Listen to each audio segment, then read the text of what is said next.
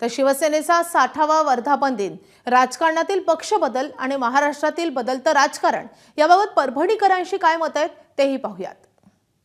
एकीकडे या शिवसेनेला मतदान दिलं तरी ते सरकार जे आहे विरोधी पक्षाचे उमेदवारांना प्रतिनिधीला आपल्याकडे 50 खोके घेऊन आपल्याकडे करते आणि जनतेला संभ्रमात टाकते आणि उमेदवारी असं कसं एकी पक्षात निवडून येतात आणि दुसऱ्या पक्षात जातात।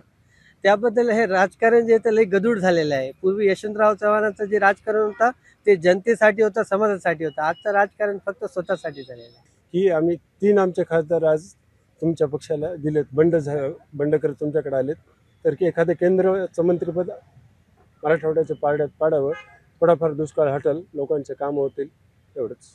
सरजी, मागच्या या 10 वर्षामध्ये राजकारणाचा काही मेळच राहिला नाही। ते झालाय म्हशीचा तबेला, कोणाचं वासरू कोणाला प्यायले मेळच लागेल। एक निवडून एका पक्षात यायचं, पुन्हा जायचं आणि आम्ही इथल्या लोकांच्या विकासासाठी काम करतोय म्हणून रिझन द्यायचं।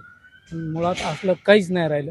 फक्त स्वतःचे काहीतरी सगळं काही लपवण्यासाठी, स्वतःला सेफ करण्यासाठी हे सगळं चाललंय कुठं सगळ्या महाराष्ट्रामध्ये।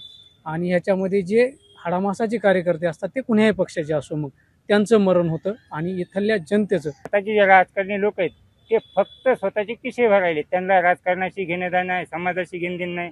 फक्त निवडून येऊ तर म्हणतात आम्ही तुम्हाला हे करू ते करू, आणि एकदा निवडून आले की 4 व्हीलरमध्ये फिरतात, 3ऱ्या मजल्यावर खाली हात करतात, पण कोण समोर येऊन सामान्य जनतेचं काम करत नाही। एबीपी माझा, उघडा डोळे बघा नीट।